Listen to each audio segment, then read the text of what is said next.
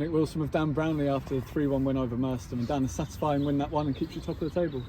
Yeah, it's a really good win for a lot of reasons. The performance was really good. I thought we had some brilliant moments during the game. The goals were sensational today, and we worked some really good moments which we probably should have scored, and that's a semi-regret. The most pleasing thing is twofold. One, look, Merstham have picked up loads of points recently. I think if you look at the top 8, I think 5 or 6 of them have dropped points in one game to them, and I think they've still got to play the vast majority. And they're a good side that I appreciate. We've put a decent amount of goals past them in the home leg and the away, but it's never easy. That you never feel like you're comfortable against them, and they'll win a lot of games or at least take points. So that's really good. And the other factor was when we conceded the goal. I think we've been guilty in the past, and by past I mean the last couple of years, where we sometimes get a bit edgy and and have a tendency to gift more opportunity. But I thought we rode that storm out really well, and for the 5-10 minutes that they had, and every team's going to have that at some stage, I thought we got back on top of the game and finished again quite professionally. So loads to like about today, certainly. They gave it a good go, Merstham, and they've been pulling their way up the table gradually. So you're expecting a really tough game despite the position in the table, I guess? Yeah, definitely. They're a good side, and people kind of pulled their nose up when I said that after a 5-1 win. And look, if you win 5-1, you're not necessarily expected to come after the game and say they're a good side, but they're a good side. There's no doubt about it. You can see that in the results. The likes of Chertsey, Walton and Hersham, Southall, South Park have all dropped points to them. We're very lucky, albeit I think we've deserved the 6 points against them, but it's kind of advantage us in that sense, because a lot of teams have got to go and play against a really tough team. They've got good quality, height, physicality, pace in good areas. So I think the teams in front of Merstham should be looking over their shoulder, because I think it won't be before long, but I think they're creeping up. I think they've built a really strong side, and particularly considering where they came from the early stage of the season, how they've turned it around is remarkable. It really is. And that's 10 wins from 11 now. What does a run like that do for the confidence and the mood within the squad? It's good. It's really good. Look, it's a good place to be. A famous phrase is "This too shall pass," and it's we need to enjoy the moments. I know there's a lot of excitement about this team, and so should there be. But it's important that we enjoy the singular moments rather than looking too far ahead. And that we've got our eyes on promotion. There's no two ways about that. It's what we want to do. It's what we want to achieve. But I think it's important as a club and as fans and supporters of this club that we do enjoy these moments, and not get carried away about looking too far ahead, because there's some really tough games coming up. Other teams have got to play difficult games, so there's going to be twists and turns.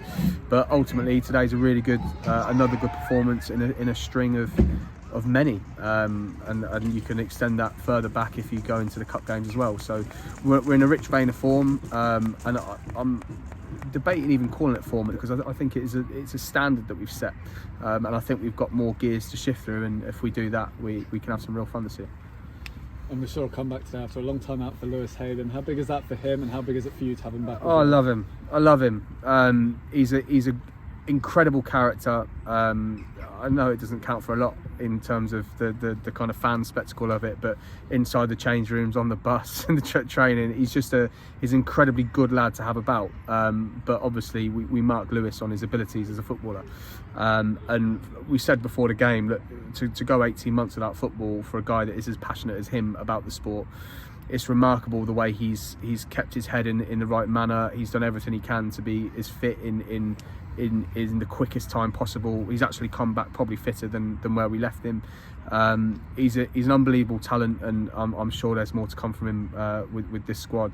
And he's so different to what we've got. We've got the likes of Dunny and Akko and Dre and Anton, and we're blessed with really talented midfielders. But Lewis has got a culture to him that just sniffs danger, and he's incredibly good at it. And fans that witnessed him nearly 2 years ago now should be excited about the potential he can play as part of this year.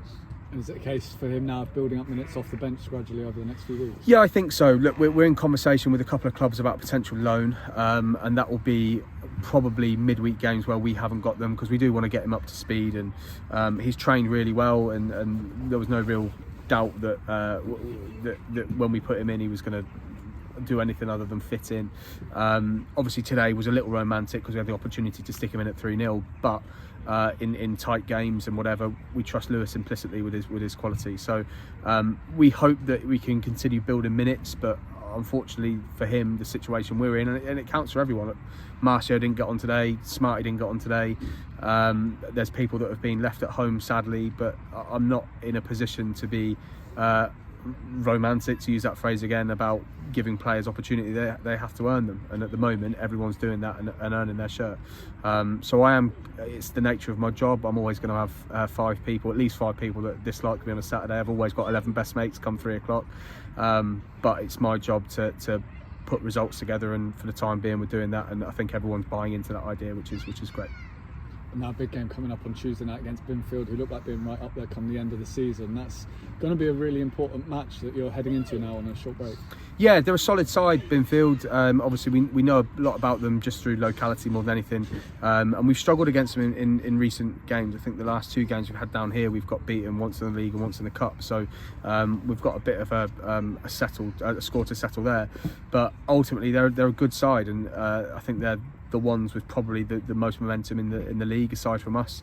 So it's going to be a tough challenge, but again, I don't think there's a game that we're going to come into where we're going to change our methodology or our mindset of it's going to be anything other than that.